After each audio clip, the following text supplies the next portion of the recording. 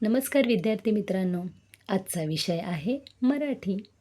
मराठीमध्ये विद्यार्थी मित्रांनो, आज आपण शिकणार आहोत मराठी मुळाक्षरे आणि मराठी मुळाक्षरांमध्ये सर्वप्रथम आपण आज शिकणार आहोत स्वर. विद्यार्थी मित्रांनो, आपल्याला पहिला उकार, दुसरा उकार, वेलांटी, मात्रा शिकण्या अगोदर हे जर आपलं व्यवस्थित व्हायचं असेल तर प्रथम आपल्याला स्वर जाणून घेणे खूप महत्त्वाचं आहे.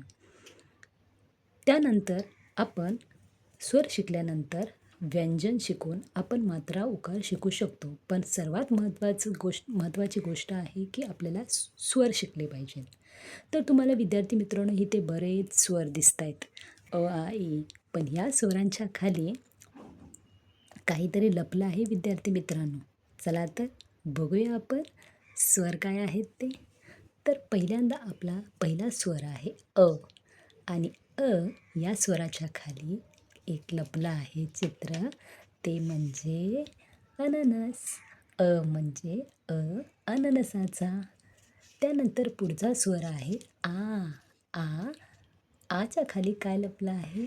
आई, आपली आई. आ म्हणजे आई. त्यानंतर पुढचा स्वर आहे ई. ई म्हणजे इमारत. इमारत, इमारतीचा. त्यानंतर पुढचा स्वर आहे ई. ई कशाचा? इडलिंबूचा. त्यानंतर पुढचा स्वर आहे उ. ऊच्या खाली काय लपलं आहे? उखळ. उखळचा. त्यानंतर पुढचा स्वर आहे ऊ. ऊ कशाचा? उसाचा. उसाचा. त्यानंतर रू कशाचा? ऋषींचा. पुढचा स्वर आहे ए. ए कशाचा? तर एडक्याचा. त्यानंतर पुढचा स्वर आहे ऐ. ऐ कशाचा? ऐरणचा.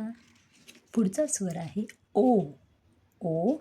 ओचा अर्थ ओझेवाला. ओझेवाल्याचा. त्यानंतर आहे पुढचा स्वर औ. औषधचा. त्यानंतर अंग कशाचा? अंबारी. अंबारीचा. त्यानंतर पुढचा स्वर आहे आहा. आहा म्हणजे प्रातःकाळ, सकाळ, प्रातःकाळ. त्यानंतर ॲ म्हणजे कशाचा? बॅट. आपण जेव्हा बॅट बोलतो ना तेव्हा कुठला स्वर होतो वरती? बॅट. बॅट. त्यानंतर ऑ कशाचा? तर आहे रॉकेटचा. रॉ जेव्हा आपण बोलतो तेव्हा त्याचा उच्चार काय होतो? ऑ. म्हणून ऑ कशाचा? रॉकेटचा. विद्यार्थी मित्रांनो, आज आपण हे स्वर शिकलो आहोत. स्वर जर आपले पक्के झाले विद्यार्थी मित्रांनो, तर आपण जेव्हा व्यंजन शिकतो त्यामध्ये आपल्याला उकार, वेलांटी, मात्रा सहज लावून आपल्याला मराठी वाचन करता येते.